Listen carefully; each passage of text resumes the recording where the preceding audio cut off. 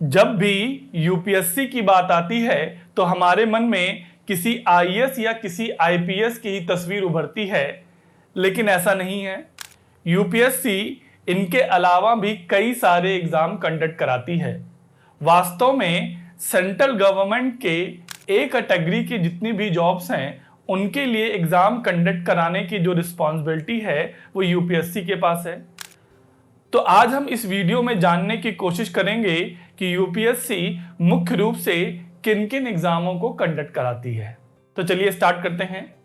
तो सबसे जो फेमस एग्जाम है सिविल सर्विसेज एग्जाम, जो सबसे ज्यादा जिसके लिए यूपीएससी जाना जाता है, तो सीएससी जिसे शॉर्ट में बोलते हैं, और इसका जो फुल फॉर्म है सिविल सर्विसेज एग्जाम।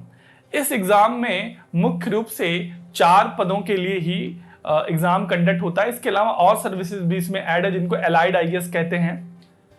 तो मुख्य रूप से Indian administrative service, Indian police service, Indian foreign service, Indian revenue service. इसके अलावा आईएएस एलाइड्स जो होते हैं वो जितने भी सेंट्रल गवर्नमेंट के जितने भी विभाग हैं, डिपार्टमेंट, जैसे Indian postal service, Indian railway service, Indian defence service, तो इनके जो सबसे बड़े जो डायरेक्टर होते हैं उनके अपॉइंटमेंट के लिए भी एग्जाम यूपीएससी के थ्रू यानी सीएससी एग्जाम के थ्रू ही कंडक्ट किया जाता है। इस एग्जाम में जो आपका जो आईएएस और आईपीएस होते हैं ये इनका रिक्रूटमेंट यूपीएससी या सेंट्रल द्वारा किया जाता है, लेकिन ये सेवाएं जो है किसी स्टेट या किसी यूनियन टेरिटरी को देते हैं। आईएएस और आईपीएस यानी एडमिनिस्ट्रेटिव सर्विस और पुलिस सर्विस। जो आईएफएस और आईआरएस होते हैं ये अपनी सेवाएं जो है वो सेंट्रल गवर्नमेंट को सीधे देते हैं। और एक बात और जानने की जरूरत है कि अगर आप इस एग्जाम के थ्रू आईएएस या आईएफएस में सेलेक्ट हो जाते हैं तो आपको इस एग्जाम में दोबारा बैठने की अनुमति नहीं होती है। आप तभी बैठ सकते हैं जब आप जो है अपने पद से रिजाइन करके जाएं, तब आप दोबारा इस एग्जाम में रीअपेयर हो सकते हैं। तो ये जो है सिविल सर्विसेज एग्जाम के बारे में थी, यानी कौन कौन से इसमें पद आते हैं और किन पदों के लिए इसमें एग्जाम होता है। दूसरा हमारा एग्जाम है आईएफएस, जिसे हम इंडियन फॉरेस्ट सर्विस कहते हैं।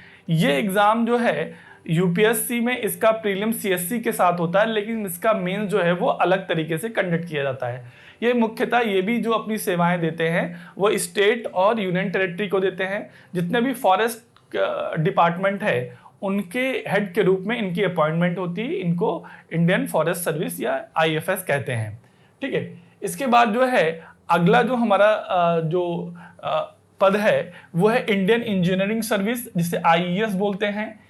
इसके लिए भी यूपीएससी एग्जाम कंडक्ट कराता है। और ये जो अपनी सेवाएं हैं ये जैसे सेंट्रल गवर्नमेंट के पीडब्ल्यूडी डिपार्टमेंट हैं, या मिलिट्री इंजीनियरिंग है, या एरोनॉटिकल इंजीनियरिंग है, डिफेंस में इंजीनियरिंग है, यानी जितने भी जो सेंट्रल गवर्नमेंट के अधीन जितने भी इंजीनियरिंग डिपार्टमेंट जो इंजीनियरिंग वर्क्स आते हैं उसमें ये जो है अपनी सेवाएं देते हैं।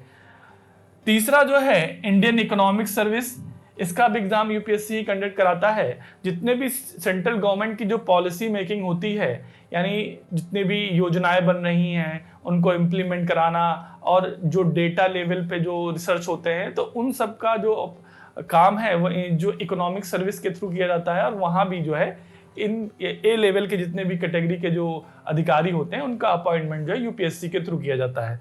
इसके बाद जो है कंबाइंड डिफेंस सर्विस, जिसे हम सीडीएस के रूप में जानते हैं, ये इसका भी एग्जाम यूपीएससी के थ्रू कंडक्ट किया जाता है। इसमें भारत की जितनी भी तीनों मिलिट्री फोर्सेस हैं, जितनी भी सेनाएं हैं, जितने भी डिफेंस फोर्सेस हैं, उनके लिए कमांडेंट लेवल के जितने भी जो पद होते हैं उनकी भर्ती के लिए सीडीएस लेवल पे एग्जाम कंडक्ट किए जाते हैं। ये जो सीडीएस के थ्रू जितने भी रिक्रूटमेंट होते हैं, ये जितने भी बॉर्डर सिक्योरिटी फोर्सेस हैं, जितने भी हमारी जो मुख्य सेनाएं हैं, जैसे Indian military service, Indian naval service, Indian आपका एयर फोर्स है, तो ये इन सब के लिए जो रिक्रूटमेंट है वो सीडीएस के थ्रू किया जाता है। यानी ये बाहर की सेनाओं, यानी जो हमारी जो बॉर्डर सिक्योरिटी के लिए होती है उनके लिए सीडीएस के एग्जाम कंडक्ट किया जाता है। और ये ग्रेजुएट लेवल पे इसका जो है इसकी भर्ती कराई जाती है। दूसरा जो है नेशनल डिफेंस एकेडमी, जो कि आपका जो है ये भी हमारी जो तीनों जो सशस्त्र सेनाएं हैं उनके लिए जो है भर्ती कराने का काम जो है वो एनडीए के थ्रू होता है।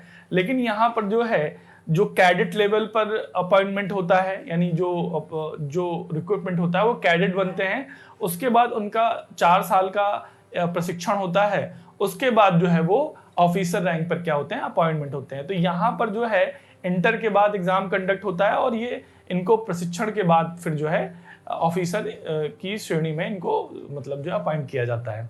ये भी कमांडेंट लेवल पे ही, असिस्टेंट कमांडेंट लेवल पे इनकी अपॉइंटमेंट होती है। इसके बाद जो है हमारा आता है सेंट्रल आर्म जो है प्रोटेक्शन फोर्स।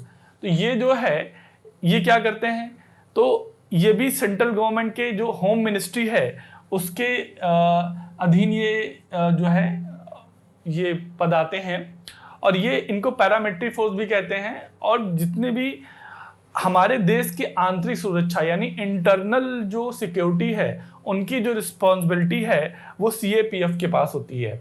तो इसमें जो मेन जो फोर्सेस आती हैं जैसे बीएसएफ यानी बॉर्डर सिक्योरिटी फोर्स, सीआईएसएफ यानी आपका जो central industry security force, CRPF central reserve police force, ITBP आपका जो है इंडियन तिब्बतन बॉर्डर पुलिस और एसएसबी सीमा सुरक्षा बल। तो ये जितने भी फोर्सेस हैं ये सीएपीएफ के अंतर्गत आती हैं और इनका भी एग्जाम जो है यूपीएससी के थ्रू ही कंडक्ट किया जाता है और इनका काम जैसे मैंने बताया इंटरनल सिक्योरिटी को मेंटेन करना है।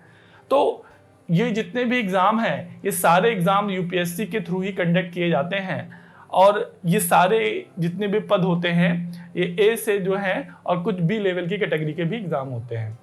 तो ये हमारा एक वीडियो था जिसका पर्पस ये था कि आप ये जाने कि यूपीएससी केवल आईएएस और पीसीएस के अलावा भी जो है कई सारे एग्जामों को कंडक्ट कराती है। आई होप काफ़ी जानकारी आपको अच्छी लगी होगी। तो इसी तरह के इंफॉर्मेटिव वीडियोस को देखने के लिए आप जेन स्टडी के चैनल को सब्सक्राइब भी कीजिए और फॉलो भी कीजिए। Thanks for watching.